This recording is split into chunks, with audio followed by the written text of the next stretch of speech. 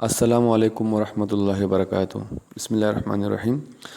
तो आज के वीडियो में हम लोग देखने वाले हैं 10वीं जमात के मराठी इस विषय का पेपर पैटर्न।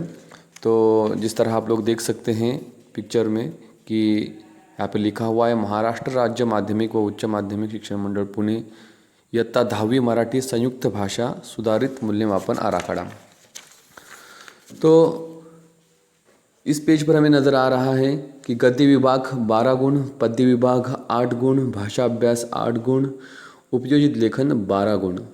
तो इस तरह हमारा 40 अंक का जो पैटर्न है वो हमारे सामने है। तो सबसे पहले आइए हम जानते हैं कि गद्य विभाग के 12 अंक 12 गुण किस में 12 नंबर किस तरह यहाँ पर दिए गए हैं। सबसे पहले गद्य यानी पैराग्राफ, जहाँ पर आपको 2 पैराग्राफ मिलेंगे, गद्य अ और गद्य आ। इसके अंदर पहला जो पठित उतारा है इसको 6 अंक दिए गए हैं, 6 गुण दिए गए हैं, 6 नंबर दिए गए हैं। और ये 6 नंबर किस तरह नीचे डिवाइड किए गए बताया गया है। देखिए आकलन कृति के लिए 3 गुण और उसके बाद स्वमत कृति के लिए 3 गुण। अब आकलन कृति क्या होती है कि जो पैराग्राफ दिया जाता है उस पैराग्राफ के अंदर जो डायग्राम के शक्ल के जो क्वेश्चंस होते हैं, वेब डायग्राम जिसको हम लोग कहते हैं, जिनके आंसर आपको, जिनके जवाबात आपको पैराग्राफ के अंदर ही मिल जाएंगे। और उसके बाद है स्वमत कृति, ये 3 अंक के लिए 3 गुण के लिए है। और ये आपकी ज़ाती राय, जो आपको क्वेश्चन किया जाएगा, जो सवाल आपको किया जाएगा पैराग्राफ के अंदर, उसके हिसाब से आपको लिखना है।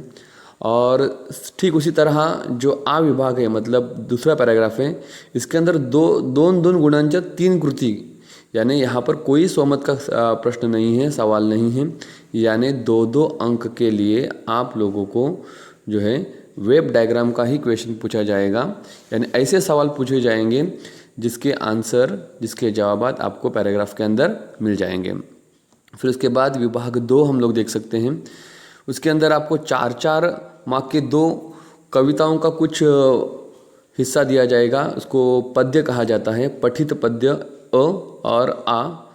तो 4-4 अंक के लिए हैं, 4-4 गुण के लिए हैं। अब 2 आकलन कृति 2 गुण इसके अंदर नीचे कहा गया है। यानी जो पहला आपका क्वेश्चन रहेगा वो आकलन कृति का रहेगा, जिसके जवाब उस कविता के अंदर, उस नज़्म के अंदर दिए हुए होंगे। और 2 मार्क के लिए जो अगला सवाल है वो है दिलेल्या पंक्तींचा सरळ अर्थ लिहा। आपको वहाँ पर जो कविता दी जाएगी, कविता में से कुछ 2 पंक्तियों को, 2 लाइनों को आपको दिया जाएगा। कहा जाएगा कि प्रथम 2 पंक्तियों का लिखिए, अंतिम 2 पंक्तियों का लिखिए, या फिर आपको पंक्तियाँ दी जाएगी, इन पंक्तियों का सरल अर्थ यानी उसका खुलासा आपको लिखना है। इसके लिए 2 मार्क होते हैं। और उसके बाद अगले जानिब आ जाते हैं हम विभाग 3 में, जो ग्रामर सेक्शन इसको हम लोग बोलते हैं, मराठी में इसको भाषा अभ्यास कहा जाता है। ये तो कुल 8 अंक का है, जिसके अंदर काळ ओळखा, काळ बदला 2 गुण, वाक् प्रचार 2 गुण। उसके बाद शब्द संपत्ति के अंदर समानांतर शब्द, शब्दातील अक्षरांपासून शब्द बनवा, अर्थपूर्ण शब्द तैयार करा, इस तरह के कुछ एक्टिविटीज़ आपको दी जाएंगी, वो 2 अंक के लिए होंगे। इस तरह ये हमारा 6 अंक का जो डिवाइडेशन वो हो चुका है। और अब नीचे आप लोगों को वरील कृतीमध्ये 1-1 गुणांच्या कृती विचारणे, अचूक शब्द ओळखा, चुकीचा शब्द योग्य करून लिहा, विराम चिन्ह, इनको 1-1 गुण है। इस तरह ये आपके 8 अंक हो चुके हैं, 8 गुण हो चुके हैं।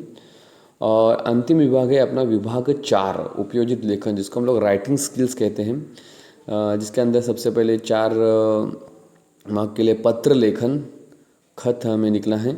उसके बाद दूसरा जो सवाल है उसके अंदर 4 ऑप्शन है, गद्य आकलन, जाहिरात लेखन, बातमी लेखन, कथा लेखन। इन 4 में से किसी एक कृति को हमें क्या करना है, हल करना है। हाँ, चारों एग्ज़ाम में पूछी जाएगी और उनमें से किसी एक को करना है, उसके लिए 4 अंक हैं।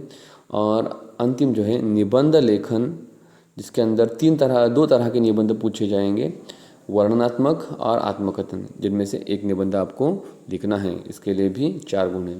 तो इस तरह 12 अंक का ये उपयोजित लेखन हो जाता है। इस तरह हमारे कुल 40 मार्क हो जाएंगे मराठी विषय के। अस्सलाम वालेकुम वरहमतुल्लाहि वबरकातुहू।